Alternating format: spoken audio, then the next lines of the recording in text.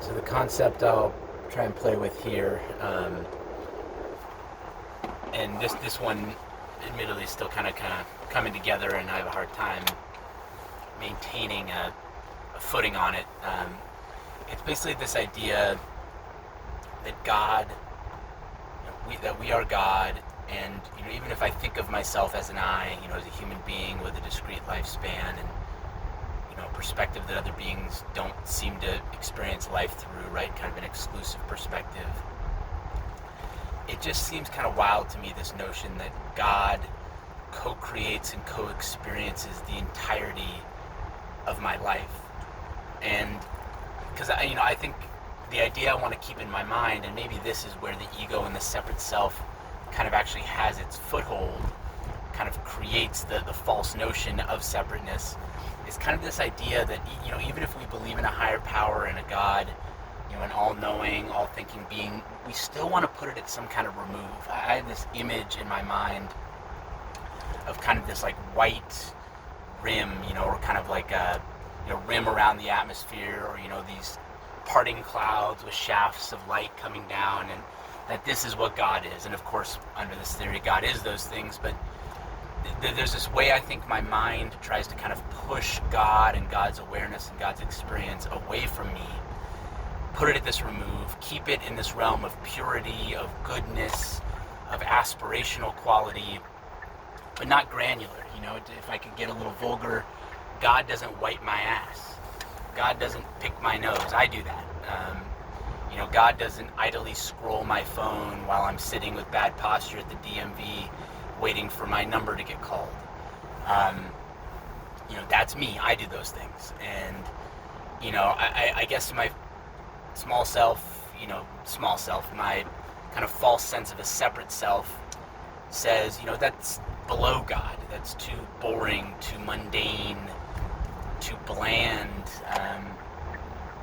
And then even on a judgmental level, too pathetic, too weak for God to participate in. And if I'm being candid, during kind of most of my waking moments, when this idea comes to mind, and the way it's come to me, I had this thought one time.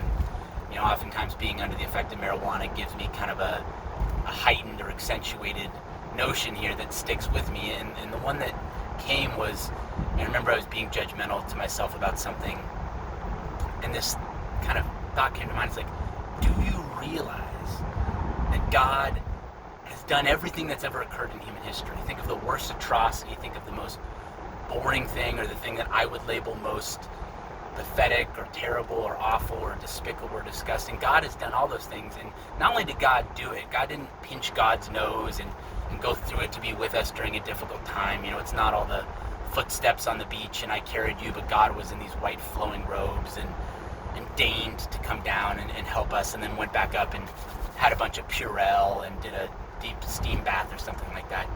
God not only did it, God loved every bit of it with an enthusiasm and an excitement and an intimacy that I can only begin to imagine. And that thought just kind of turns me upside down, honestly, in such a way that in my normal kind of day-to-day life, it almost like it doesn't compute, it doesn't register, it doesn't catch on to anything.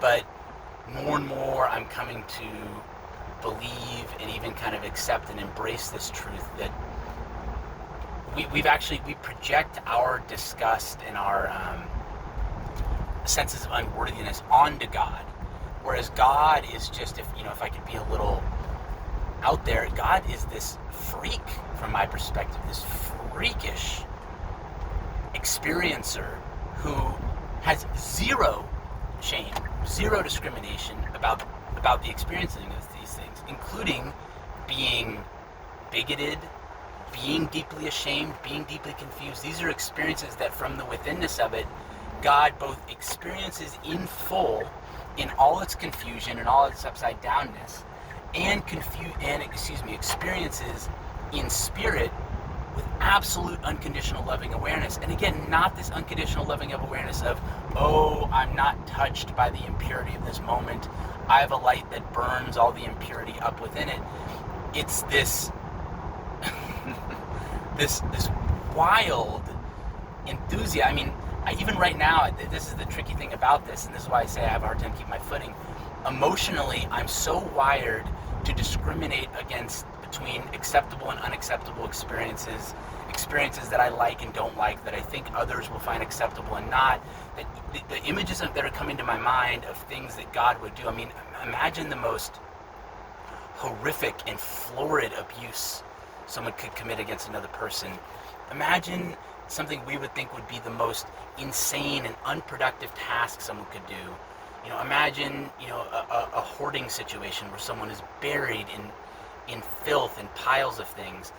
And then imagine that God is experiencing those things, is experiencing all the human and granular and physical qualities of it, is utterly lost in the experience, right? And then is simultaneously fully divine in the experience, but the divinity is the opposite of remove. It is again, this freakish intimacy with all those details combined with an unconditionally loving awareness. And God being omniscient, omnipotent, omni-loving, it's not like God finds, there's kind of this quantum leap, the television show concept of, God finds God's self in these situations and just makes the best of it. And I think the reality of it is, no, God, among all possibilities, is choosing this exact combination of circumstances, right? From the full well of possibilities, God is choosing, creating, and then choosing to experience God's own creation in these very specific ways. And usually in my videos I try to tie it to a teaching or to something like that. I mean, I'm just kind of sitting here with this concept, and I'm utterly floored by it, and both tickled by it and a little bit revolted by it, and utterly overwhelmed by it, and then kind of underwhelmed by God. I'm like, God, dude, don't you have any taste? Don't you have any judgment? Don't you have any discretion? And this is God right now speaking in some meta remove about God, and I'm sitting here with apprehension about it, and apparently so is God. And yet God absolutely loves it. And maybe my little teaching is surrender to the wild lovingness that God has